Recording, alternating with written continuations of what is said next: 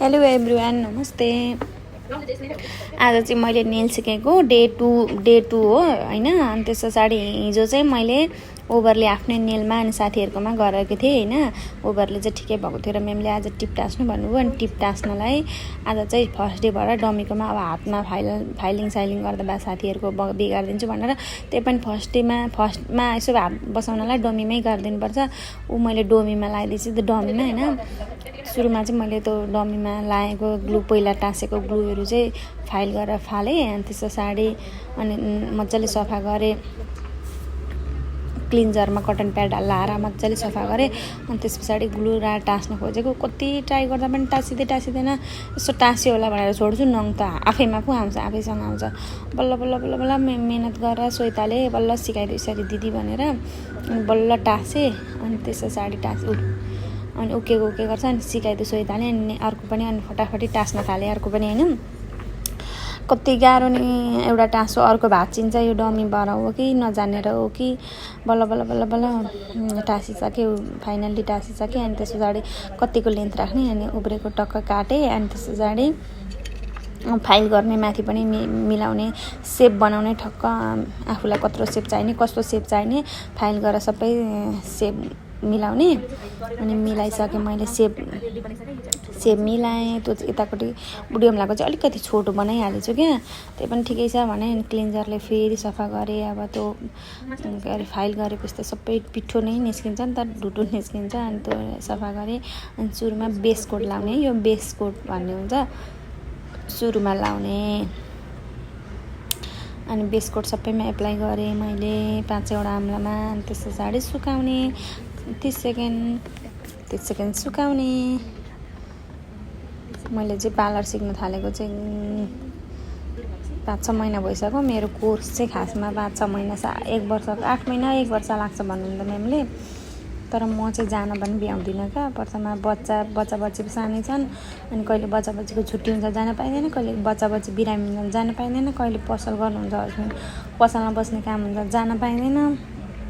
त्यही भएर चाहिँ एकदम क्लास एकदम ढिलो गइरहेको छ होइन।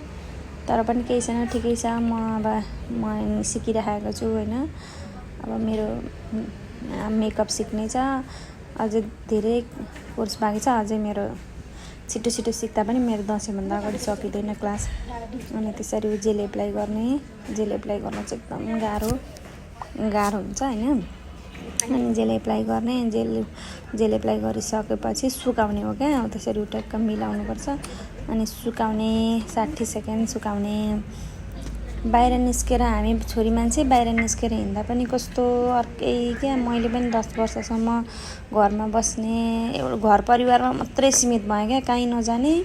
अनि घर गइहाल्यो भने पनि घरदेखि माइत, अब आफन्तीकोमा त्यस्तै कार्य भएको बेला गएँ, नत्र भने त्यहाँभन्दा बाहेक कहीँ नजाने। घरदेखि माइत, माइतदेखि घरभन्दा बाहेक कहीँ छिरिक्क म गइनँ।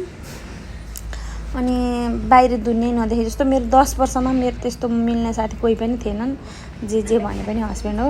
अहिले पनि हुन त मेरो हस्बेन्ड नै सर्वैसर्वा मेरो हस्बेन्ड हो। त्यही पनि यसो मेन्टली रूपमा ट्र्याक्टर गन्द्रङ गर्दै यतिखेरै आयो। फेरि मेन्टली रूपमा अलिक डह्रो हुनलाई पनि हामीले चाहिँ यसो बाहिर फेर निस्किने, हिँड्ने डुल्ने, बाहिर साथी बनाउने चाहिँ गर्नै पर्ने रहेछ क्या। घरमा मात्रै सीमित भएपछि एकदम कस्तो गाह्रो हुने रहेछ। अनि म अहिले पनि गर्न त मैले सबै घरको काम गर्छु, तर छिट्टो गरेर जान्छु क्या दिनभरिलाई। अब टाइम निकाल्नु छ। अनि बिहानभरि हतार छिटै उठो, बरु छिटो घरको काम सक्यो। अनि बच्चा बच्चीलाई स्कुल पठाएपछि पसलमा बस्ने काम नहुँदा पार्लर जान्छु। पार्लरमा गएपछि मेरो साथीहरू छन्, मिल्ने साथी। कहिले हाँसो, कहिले जिस्को, कहिले ठट्टा गरौँ। आफूलाई केही चित्त नबुझेको कुरा उनीहरूलाई यस्तो पो छ त भनेर सेयर गर्न पाइयो। कस्तो जिन्दगी नै अर्कै खुसी भयो जस्तो हुन्छ। साधारण साथीसँग गएर 50 रुपियाँको चाउमिन खाजा खायो भने पनि कस्तो आनन्द आउँछ क्या, कस्तो अर्कै नै आनन्दै हुन्छ। त्यही भएर बाहिर निस्किनु, कहिले यसो बाहिर निस्किनु, बाहिर साथी सङ्गी पनि चाहिने रहेछ जस्तो लाग्छ। अनि म नेल्समै आएँ। अब जेल एप्लाई गरिसकेपछि पनि अब त्यो मिल्दैन नि त, यताउता झरेको हुन्छ, बगेको हुन्छ। अनि फर्स्ट टाइम नभए पनि अलिक पातलो हुनुपर्छ क्या जेल चाहिँ। धेरै बाक्लो भयो भने यस्तो टाँसे जस्तो देखिन्छ। आफ्नो नेचुरल नङ जस्तो बनाउनलाई चाहिँ पातलो हुनुपर्छ अनि एकदम नमिलेको ठाउँमा ओभर उयो भएको ठाउँमा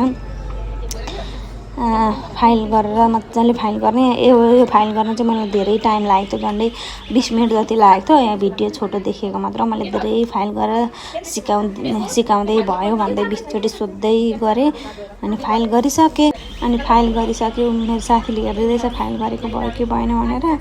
अनि सायु बेबी पनि आइन् स्कुलबाट। हेर सायु भने हाम्रो म्यामको छोरी हो, कति माया लाग्छ मलाई बच्चा बच्चीको।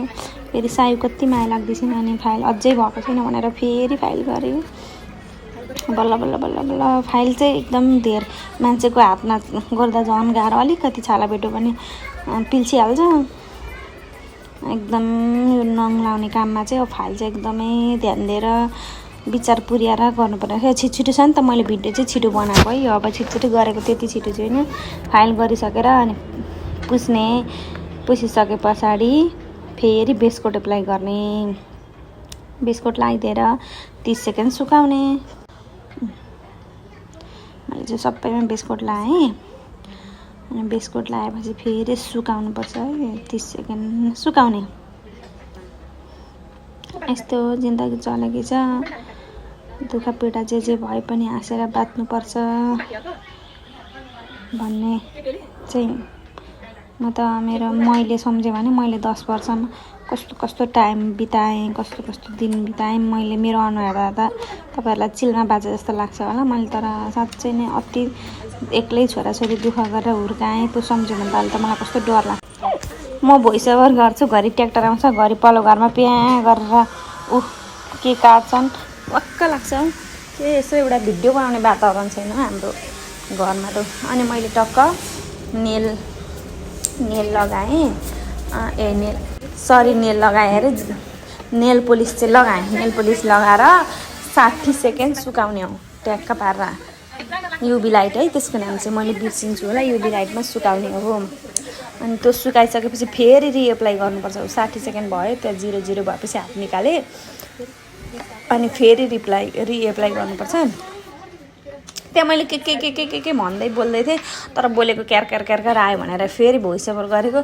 फेरि भोइस ओभर गर्दा पनि भोइस ओभर गर्ने वातावरण नै चाहिँ म्याउ ट्याटु घरि अघि एकचोटि गरिसकेँ भरे सुन्छु त राम बाटोमा त गाडीले टुई थोरै हर्न लगाएको रहेन रहेछ। श्वेता उसैले मलाई आज सिकाएको, ऊ चाहिँ मेरो टिचर आजको। अनि त्यस पछाडि टपकोट लगाएँ।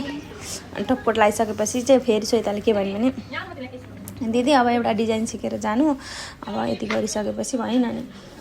ल नि त भनेर के गर्ने भन्दा फ्रेन्च भन्ने भयो। फ्रेन्च गर्नलाई चाहिँ यो कलर चाहिँ भएन क्या, फ्रेन्च गर्नलाई चाहिँ अलिक अर्कै कलर लाइट पिङ्क कलरहरू हुनुपर्छ।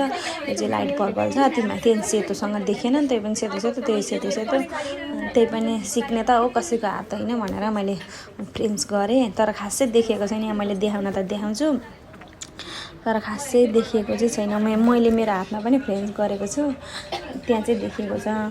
त्यस्तो कलरमा चाहिँ फ्रेन्च सुहाउँछ, यसमा चाहिँ देखिएको छैन। त्यही पनि सिकेँ। यति सिकिसकेपछि मैले आज काम सकेँ। Thank you for watching. मेरो भिडियो मन परेमा लाइक सेयर सब्सक्राइब गरिदिनु होला प्लिज। मलाई सबैले सपोर्ट गर्नु होला, एउटा सब्सक्राइब गरिदिएर जानु प्लिज। मैले हल्का टुप्पोमा हल्का सेतो देखेको छ नि, त्यही हो फ्रेन्ड्स भनेको।